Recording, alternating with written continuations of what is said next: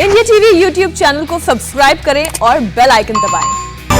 तालिबान के प्रवक्ता जबीउल्लाह मुजाहिद ने पहली बार प्रेस कॉन्फ्रेंस की। पहली बार दुनिया ने तालिबान को मीडिया के सवालों के जवाब देते हुए देखा। तालिबान ने दुनिया से वादा किया कि अफगानिस्तान में सब सुरक्षित है और अफगानिस्तान की जमीन का इस्तेमाल किसी भी देश के खिलाफ नहीं होने दिया जाएगा। तालिबान ने यह भी कहा कि महिलाएं पहले की तरह काम कर सकेंगी, लेकिन उन्हें शरिया कानून मानना होगा। तालिबान इस बार अपना चेहरा बदलने की कोशिश में जुटा है।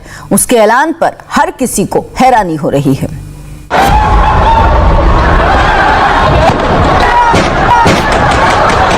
अफगानिस्तान हथियारबंद तालिबानी आतंकवादियों की चपेट में है, लेकिन इस बार खून खराबे से ज्यादा बातचीत और आपसी समझ पर भरोसा किया जा रहा है। जो तालिबान गोली की भाषा बोलता था, वो तालिबान अब बोली को अहमियत देने लगा है। आजादी और इस्तिकलाल अखिस्तल। अफगानिस्तान पर कब्जे के बाद तालिबान का प्रवक्ता जब दुनिया के सामने आया तो उसने खून खराबे की नहीं, अमन चैन की बात की, औरतों पर जुल्म की नहीं, उनके हक की बात की, पड़ोसियों से दुश्मनी नहीं, दोस्ती की बात की। तालिबान का वो चेहरा जिसे बदले हुए आतंकी संगठन का चेहरा बताया जा रहा है। काबुल में दुनिया भर की मीडिया के सामने तालिबान के इस चेहरे ने दुनिया को बताने की कोशिश की कि 20 साल बाद तालिबान कैसे अपना चेहरा बदलने की कोशिश कर रहा है। इस दौरान तालिबान ने दुनिया से बड़े बड़े वादे किए। तालिबान का वादा नंबर 1, तालिबान ने भरोसा दिलाया कि अफगानिस्तान की जमीन का इस्तेमाल किसी भी देश के खिलाफ नहीं होने दिया जाएगा। तालिबान का वादा नंबर 2, तालिबान ने संयुक्त राष्ट्र को यह भरोसा दिया कि अफगानिस्तान में सब सुरक्षित है। अफगानिस्तान में विदेशी निवेश को नुकसान नहीं पहुंचाया जाएगा। वादा नंबर 4, किसी भी अंतर्राष्ट्रीय दूतावास या संस्था को नुकसान नहीं पहुंचाया जाएगा। वादा नंबर 5, किसी से बदला नहीं लिया जाएगा, सबको माफ किया जाएगा। वादा नंबर 6, महिलाएं पहले की तरह अलग अलग फील्ड में काम कर सकेंगी। वादा नंबर 7, अब जब तालिबान अफगानिस्तान की सत्ता पर काबिज हो रहा है, तब तालिबान ने भरोसा दिया है कि उनकी सरकार मीडिया को स्वतंत्र रूप से चलने देंगी। वादा नंबर 8, दूसरे धर्मों का सम्मान करेंगे, दुनिया भी हमारे मूल्यों का सम्मान करे। वादा नंबर 9, किसी को हमारे नियमों और सिद्धांतों की चिंता नहीं होनी चाहिए। और तालिबान का वादा नंबर 10, कारोबार को चलने देंगे और सभी को सुरक्षा दी जाएगी। आजादी और इस्तिकलाल अखिस्तल। हम दोबारा कोई भी जंग नहीं चाहते। हमें किसी से कोई परेशानी नहीं है, हमारी किसी से कोई दुश्मनी नहीं है। हम शांति से रहना चाहते हैं। हम न तो कोई बाहरी न ही कोई अंदरूनी दुश्मन चाहते हैं। जाहिर तौर पर हम एक ऐतिहासिक मुकाम पर हैं और जैसे ही हमारी फौज ने काबुल में कदम रखा तो बता दूं कि किसी तरह का जान माल का कोई नुकसान नहीं हुआ। काबुल में मौजूद एम्बेसी की सुरक्षा हमारे लिए काफी महत्वपूर्ण है और हम ये सुनिश्चित करना चाहते हैं कि जहाँ भी एम्बेसी का एरिया है वहाँ पूरी सुरक्षा रहेगी। इस्लामी इमारत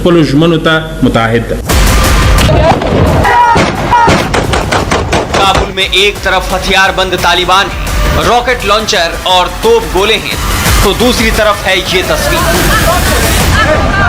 जिस तालिबान के सामने अफगानिस्तान की फौज ने बिना लड़े हथियार डाल दिए, उस तालिबान से अफगानिस्तान की महिलाएं मोर्चा लेते नजर आईं। 7 महिलाओं का ग्रुप अचानक सड़क पर निकला और अपने हकों के लिए आवाज उठाने लगी। इन महिलाओं के हाथों में हाथ से लिखे पैम्पलेट्स थे जिसमें महिलाओं की हक की बात लिखी थी।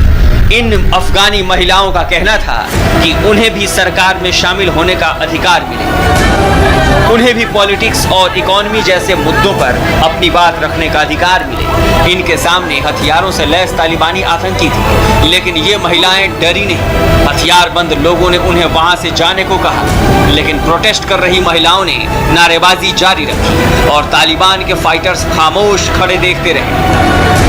ये तस्वीर इस बात की तरफ भी इशारा करती है कि तालिबान अपनी इमेज बदलने की कोशिश में है। तालिबान खुद को लिबरल दिखाने की कोशिश में है।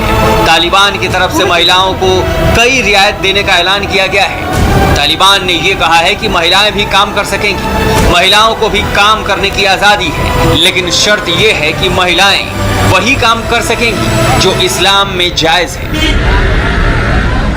मग बे इंशाल्लाह दे शरीयत पे चौकाट के खजू ता दिखा औरतों का मुद्दा बहुत जरूरी है। इस्लामिक अमीरात महिलाओं को शरिया के हिसाब से अधिकार देने के पक्ष में हैं। हमारी बहनें, हमारी महिलाओं के पास भी अधिकार होंगे। वो नियमों के मुताबिक अलग अलग सेक्टर्स में काम कर सकती हैं। एजुकेशन, हेल्थ समेत दूसरे सेक्टर में काम कर सकती हैं।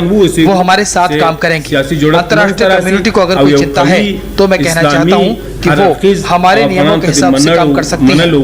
ये मुस्लिम महिलाएं हैं, इसलिए शरिया के हिसाब से रहना होगा। तालिबानी प्रवक्ता जो कह रहे हैं वो कितना अमल में आएगा इसका अंदाजा तो वक्त बीतने के बाद ही लगेगा। लेकिन अफगानिस्तान के बड़े न्यूज चैनल टोलो न्यूज का नजारा बेहद चौंकाने वाला था। तालिबान ने काबुल में टोलो न्यूज चैनल का दफ्तर खुलवाया और चैनल में काम करने वाली महिलाओं को, लड़कियों को पहले की तरह ऑफिस आने का ऑर्डर दिया। इसके बाद न्यूज चैनल में लड़कियां न्यूज एंकरिंग और रिपोर्टिंग करती हुई नजर आईं। अफगानिस्तान के एक दूसरे प्राइवेट चैनल के एंकर ने तो तालिबान के प्रवक्ता का इंटरव्यू भी लिया। काफी लंबी बातचीत थी और इस पूरे इंटरव्यू को अनकट चलाया गया। तालिबान की तरफ से कहा गया कि मीडिया अपना काम कर सकता है, सवाल पूछ सकता है, लेकिन उन्हें सरकार के खिलाफ एजेंडा चलाने की इजाजत नहीं होगी। एक बार फिर मैं मीडिया को यह भरोसा देना चाहता हूं कि हम मीडिया को स्वतंत्र रूप से चलने देंगे। इस्लाम हमारे देश का सबसे अहम मूल्य है। मीडिया अपनी गतिविधियों में इस्लाम के मूल्यों को भी जगह दे। मीडिया हमारी आलोचना भी करे ताकि हम और बेहतर काम कर सकें। हम अफगानिस्तान की बेहतर तरीके से सेवा करना चाहते हैं। हम चाहते हैं कि अफगानिस्तान के लोग राष्ट्रीय एकता और राष्ट्रीय मूल्यों को महत्व दें। मीडिया भी इन मूल्यों के खिलाफ काम न करे। मुल्ला बरादर के काबुल लौटने के बाद ये तय माना जा रहा है कि वो अगले राष्ट्रपति होंगे। लेकिन राष्ट्रपति के पद के लिए कल एक नया नाम सामने आया। अफगानिस्तान के उपराष्ट्रपति अमरुल्ला सालेह ने खुद को अफगानिस्तान का राष्ट्रपति घोषित कर दिया है।